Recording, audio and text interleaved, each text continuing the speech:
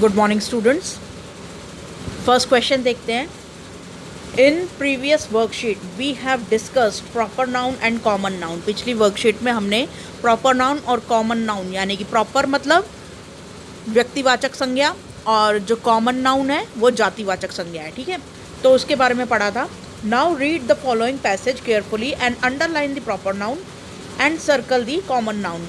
तो यहाँ पर वो बोल रहे हैं कि ये वाले पैसेज जो है इसको पढ़कर जो प्रॉपर नाउन है यानी कि जो व्यक्तिवाचक संज्ञा है उसको नीचे अंडरलाइन करो, और जो कॉमन नाउन है यानी कि जो जातिवाचक संज्ञा है उसको सर्कल करना है। तो सबसे पहले हम प्रॉपर नाउन अंडरलाइन करेंगे, ठीक है, फिर उसके बाद सर्कल करेंगे। तो यहाँ एक साथ ही करा दूँ, चलो एक साथ ही करा देती हूँ। यहाँ पर देखो, माई नेम इज़ प्रियंका, तो प्रियंका एक प्रॉपर नाउन है, इसको हमने अंडरलाइन कर लिया। This is my classroom, classroom एक कॉमन नाउन है, तो यहाँ पर हम इसको सर्कल करेंगे।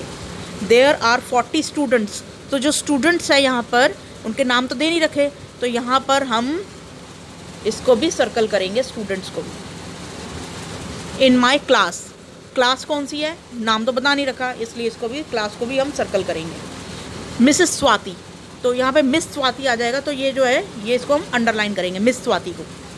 माई क्लास टीचर, तो क्लास टीचर जो है वो इसको हम सर्कल करेंगे। शी टीचेज़ मी इंग्लिश, तो इंग्लिश को हम अंडरलाइन करेंगे। सीमा, सीमा भी एक प्रॉपर नाउन है, इसको भी हम अंडरलाइन करेंगे। रेनू, अंजू, प्रीति, ये सब अंडरलाइन होगा, ठीक है। और फ्रेंड्स, फ्रेंड्स को हम सर्कल करेंगे। देयर आर 20 डेस्ks, तो डेस्क को हम सर्कल करेंगे। ब्लैक बोर्ड को भी सर्कल करेंगे। मैप ऑफ इंडिया, ये प्रॉपर नाउन है, मैप ऑफ इंडिया, तो इसको हम अंडरलाइन करेंगे। और टेबल, टेबल जो है, टेबल कोई सा भी हो सकता है, तो यहाँ पर हम इसको, प्रॉपर नाउन नहीं है ये, कॉमन नाउन है, तो यहाँ पर इस तरीके से सर्कल कर देंगे। चेयर को भी सर्कल कर देंगे। और मैनी ब्यूटीफुल चार्ट्स, चार्ट्स को भी सर्कल कर देंगे। अच्छा, इन माई क्लास, क्लास को भी सर्कल कर देंगे, ठीक है। आई लर्न हिंदी, अब यहाँ पे देखो ये जितना भी सब्जेक्ट्स के नाम दे रखे हैं सारे प्रॉपर नाउन में आ जाएंगे, तो इसको हम अंडरलाइन करते हुए चलेंगे यहाँ तक। संस्कृत, संस्कृत तक, ठीक है, यहाँ संस्कृत तक अंडरलाइन कर लेना। बाकी क्लासरूम को हम सर्कल करेंगे। आई लव माई क्लासरूम, दोबारा से सर्कल आ जाएगा, ठीक है। तो इस तरीके से हमने ये सारा सॉल्व कर लिया है। जो जो प्रॉपर नाउन थे उनको हमने अंडरलाइन किया है, और जो जो कॉमन नाउन थे उनको हमने सर्कल कर लिया है। तो इसका स्क्रीनशॉट ले लो और करते रहना। फिर नेक्स्ट है question number 2। Circle the words which you can not touch, smell, taste, see और हियर। ऐसी चीज़ों को आपको ढूंढना है इसके अंदर और सर्कल लगाना है इस टेबल के अंदर, जिनको आप ना तो छू सकते हो, ना देख सकते हो, ना टच कर सकते हो, ना स्मेल कर सकते हो, ना टेस्ट कर सकते हो। तो ऐसी एब्स्ट्रैक्ट चीज़ें होती हैं। एब्स्ट्रैक्ट मतलब अमूर्त चीज़ें, ठीक है। एब्स्ट्रैक्ट नाउन मतलब होता है कि जिन चीज़ों को देखा नहीं जा सकता, टच नहीं किया जा सकता, जो है ही नहीं लेकिन फिर भी है, सिर्फ अनुभव किया जा सकता है, उन्हें छुआ नहीं जा सकता।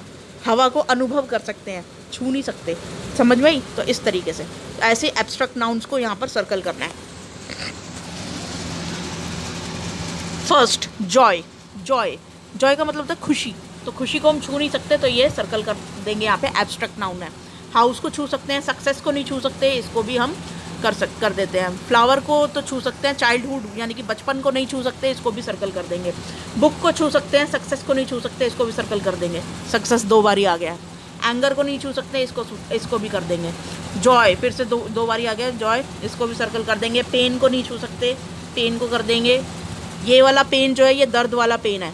ये वाला पेन जो है जिससे हम राइटिंग करते हैं वो वाला पेन है ये, ठीक है, इसको छू सकते हैं हम। ऑनेस्ट, ऑनेस्टी मतलब ईमानदारी को नहीं छू सकते, ट्रुथ को, सच को नहीं छू सकते, फ्रेंडशिप को नहीं छू सकते, तो इन सबको हमने सर्कल कर दिया। तो जिस जिसको मैंने सर्कल किया है आप भी कर देंगे। नेक्स्ट है क्वेश्चन, नीचे एक एब्स्ट्रैक्ट नाउन के बारे में पढ़ लेते हैं ज़रा। Abstract noun is a noun which we can not see, test, smell, hear और टच। वही सारी बातें कि हम उसको छू नहीं सकते, टेस्ट नहीं कर सकते, देख नहीं सकते, स्मेल नहीं कर सकते और हियर नहीं कर सकते, ये सारे एब्स्ट्रैक्ट नाउन होते हैं, ठीक है। We can make abstract noun from other words, nouns, verbs, adjectives by adding the following suffixes. तो इन सारे सफिक्सेस यानी कि प्रत्यय, हिंदी में उपसर्ग और प्रत्यय तो पढ़ा होगा आप लोगों ने। तो प्रत्यय जो होता है वो पीछे लगता है और उपसर्ग जो होता है वो आगे लगता है। तो यहाँ पे हम प्रत्यय पढ़ रहे हैं, तो ये जो सफिक्सेस है, ये सारे जितने भी प्रत्यय दे रखे हैं, इन सबको वर्ड के पीछे लगा के हम उसको एब्स्ट्रैक्ट नाउन बना सकते हैं। ठीक है, तो यहाँ पर अब देखो, इसके अंदर आ जाता है इटी, आ जाता है नेस, आ जाता है हुड, इज़म, शन, डोम और शिप, मेंट। इस तरीके से ये सारे प्रत्यय लगा के हम बनाते हैं। तो यहाँ पे देखो, जैसे हम हिंदी में पढ़ते हैं ना कि इसको संधि कर दो, संस्कृत में पढ़ते हैं संधि कर दो। देखो बेटा, जितनी भी लैंग्वेजेस है ना, सबकी मदर जो है, सबकी लैंग्वेजेस की जो जननी है वो संस्कृत भाषा है। ठीक है, तो संस्कृत से निकली थी।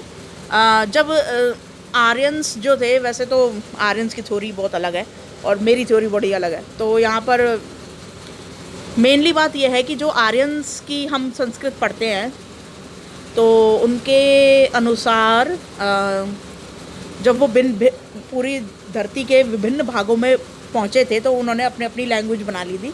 तो पुराने टाइम में जो ग्रीक भाषा थी उससे लातीनी भाषा का जन्म हुआ था, जिसे हम लैटिन लैंग्वेज बोलते हैं आज के टाइम में। ठीक है, तो ग्रीक लैंग्वेज से, देखो, संस्कृत से ग्रीक भाषा निकली। संस्कृत का ये एक बिगड़ा हुआ रूप था ग्रीक भाषा। ठीक है, जो ग्रीस में बोली जाती है आज के टाइम में। और फिर वो जो ग्रीस है उससे फिर आगे लैटिन लैंग्वेज का आगे प्रचार प्रसार हुआ। लैटिन लैंग्वेज ज़्यादातर स्पेन में बोली जाती है या फिर कैरिबियाई देशों में बोली जाती है। फिर उसके बाद इसी लैटिन लैंग्वेज का जो आगे बिगड़ा हुआ रूप था वो धीरे धीरे करके इंग्लिश के रूप में विकसित हुआ था। ठीक है, जो कि आज इंग्लैंड के रूप में बोली मतलब इंग्लैंड की जो राजभाषा है। और क्योंकि इंग्लैंड ने पूरी दुनिया के विभिन्न जगहों पर राज किया था, इसलिए इंग्लिश को जो है इंटरनेशनल लैंग्वेज घोषित कर दिया गया था। तो इस तरीके से इंग्लिश जो है वो पूरे उसमें आई थी। तो कुल मिला के आज हम पढ़ रहे हैं इंग्लिश। ठीक है, तो यहाँ पे देखो, ये जो जैसे हम संस्कृत में संधि करते हैं दो अक्षरों को जोड़कर, बिल्कुल वैसे ही इसमें कर रखा है। अब यहाँ पे फर्स्ट देखो, child plus hood is equal to childhood, friend plus ship friendship, kind plus ness kindness, दयालुता मतलब। ठीक है, development, develop plus ment development, hero plus ism heroism, ऐसे गांधी प्लस इज्म गांधिज्म। ठीक है, तो जिसके पीछे भी वाद लगाना होता है ना, हमें उदारवाद और समाजवाद, society plus ism social plus ism socialism. ठीक है, तो वो समाजवाद बन जाता है। समाज प्लस वाद इज इक्वल टू समाजवाद, इस तरीके से। ठीक है, ऐसे ही एजुकेट प्लस शन, यहाँ पे देखो शन वाला ये बना रखा ना, कहाँ गया ये वाला, इसका।